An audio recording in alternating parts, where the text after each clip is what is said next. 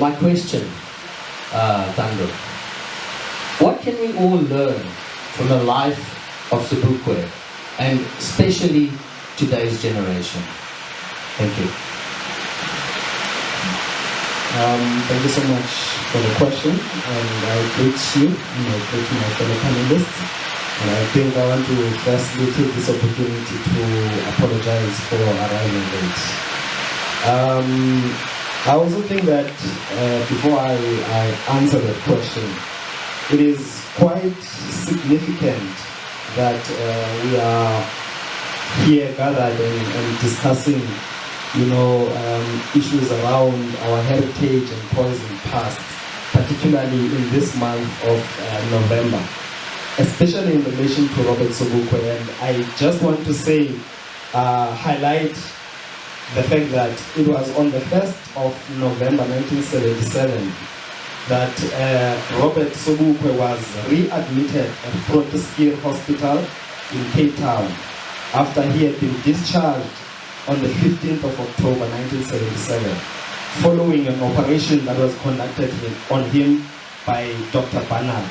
Sobukwe had been admitted at Groote Schuur, in fact, on the 12th of September 1977, and he was operated on without the knowledge of his family, without his wife, Mama Zoleni Sobukwe, being informed, for an alleged cancerous lung tumor.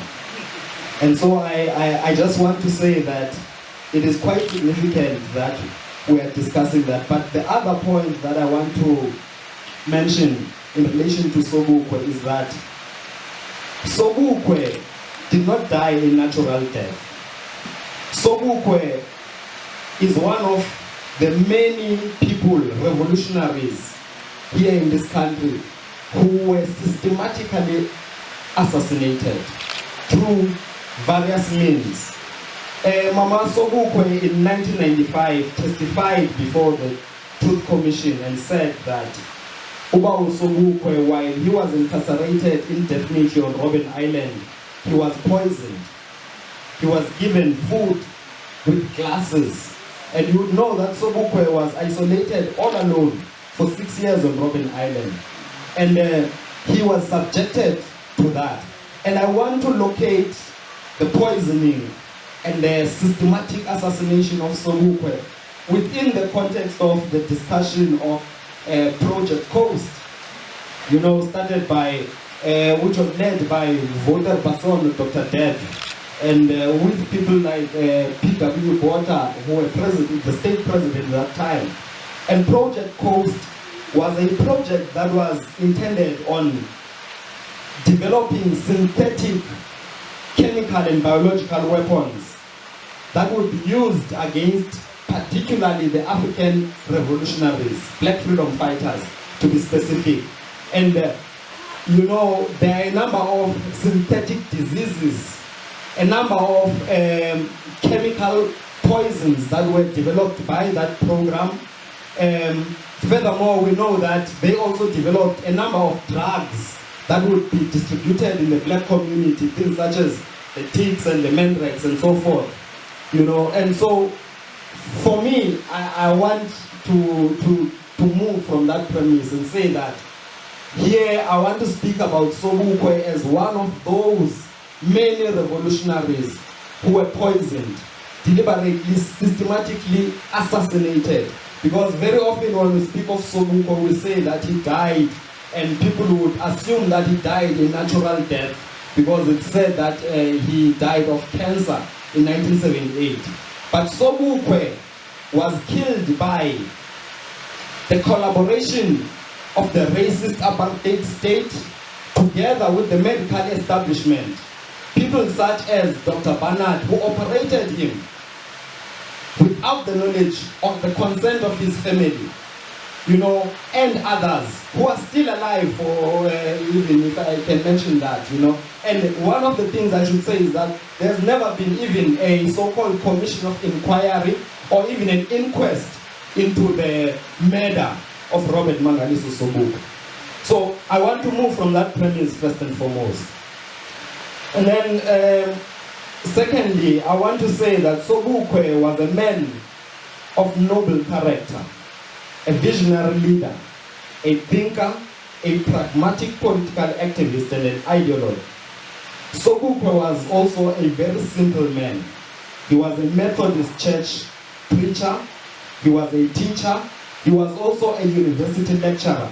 And in saying he was a university lecturer, I want to emphasize that point too, because in history and when we read, he's referred to as an assistant in the Department of African Studies at Wits University. But Sobukwe, in fact, he was lecturing then. He was busy on a lecturing post on a daily and consistent basis, lecturing African languages at Wits University. Sobukwe was a grounded man. He was a gardener. He was a father. He was a husband, a brother. And Sobukwe was an outstanding man, a political leader, a prisoner, a graduate, an economist, a lawyer, the man most feared by the racist apartheid authorities. And he was deemed by men such as Foster as the most dangerous man in South Africa. And so this is the man that I want to speak about here today. And so you ask the question, Wuti, how can we, as young people, what can we learn from him? What can we draw from Sobukwe? One of the things I want to say is that in post-1994 South Africa, we have a tragedy of what Chimamanda Ngozi says is the telling the danger of singular narrative, the danger of single stories. In post-1994 South Africa, we tell history from a singular political trajectory. My elder here mentioned earlier as I came in that there are some political figures that are celebrated in this country more than others. Heritage figures. There is a danger that we cause as a nation if we tell history from, from these narrow, singular perspectives, celebrate others. I mean, in speaking of Sobukwe, I usually like to speak about Mama Sobukwe. Many people didn't even know that Mama Sobukwe was alive. Just recently, this nation awoke and knew that the widow of Uba Umangaliso Sobukwe was alive. And I want to state, earlier in the year, the state president honored Mama Sobukwe and gave her the order of Luthuli in silver. And I want to inform you here that it was not out of their own volition. It was not that the government woke up and decided that now they love Mama Sobukwe and they want to, celebrate her. It was because of the efforts of young people in Soweto, the Black House Collective, who nominated Mama Sobukwe. And I was part and parcel of those young people. But further than nominating Mama Sobukwe to receive an order from government, and it was a way of saying to the government, recognize this woman. Here she is, 90 years old, having served, suffered, and sacrificed for this nation. She's living isolated in Graaff-Reinet without any care, without any, any care from this government. And so we wanted the government to actually acknowledge her and celebrate her, but further than nominating Mama Sobukwe to receive an order from government, we actually wrote a letter to the state president at that time and said that the government should consider actually naming one of the national orders after Mama Sobukwe. Because of all the so-called national orders that we have in this country, none of them are named after a woman. None of them are aimed at celebrating women figures in this country who have contributed in shaping our history. But we have two of them named after men, Albert Luthuli and O.R. Tambo. You see? And so we said to the government, honor this woman, honor other women by instituting a new national order. Of course, we know that that was, that request was not honored by the government. But coming back to what young people can learn from Sobukwe. Sobukwe taught us the ideals of self-determination, self-reliance. We must be proud of who we are. Sobukwe came at a time, you know, the whole discussion of Project Post and the engineering of chemicals and all of that. It comes within a broader context, a broader history of, you know, the Darwinian movement, the eugenics movement, and all the racist pseudosciences that they were creating to try and justify and prove that African people were inferior. And men such as Sobukwe and others, because Sobukwe himself learned from others before him, people such as Dr. Chip Anta Diop, who proved that actually African people are not an inferior race or of people, and that African people in fact are the origin and the beginning of it all. That humanity originates in Africa, but not only humanity, civilization originates in Africa. The first institutions of learning, higher learning, originate are still found in Africa today.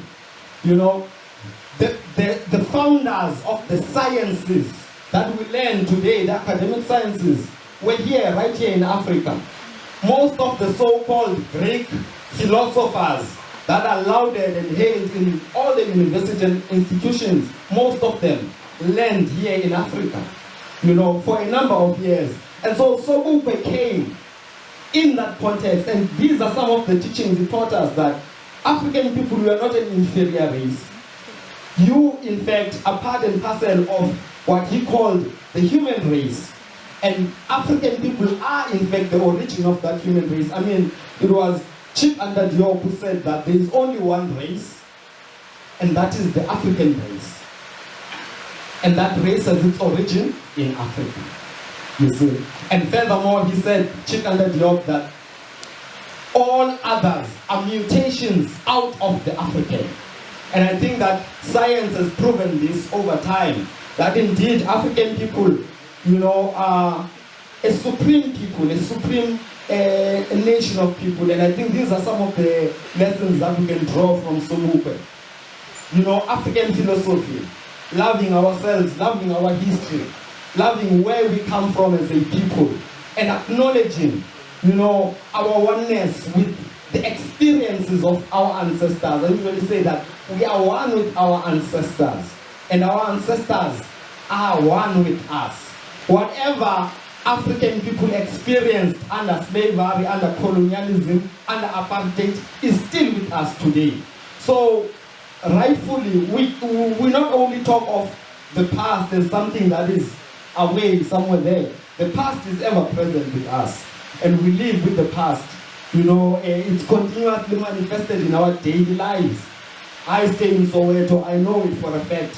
You know, we see the past, and we see, you know, the effects of racism, white supremacy, which people such as Sobukwe were fighting against, the engineering of, you know, our spaces, you know, where we live as African people, and the effects it has on our psyche, you know, and our mental health as African people. I think I will end it there.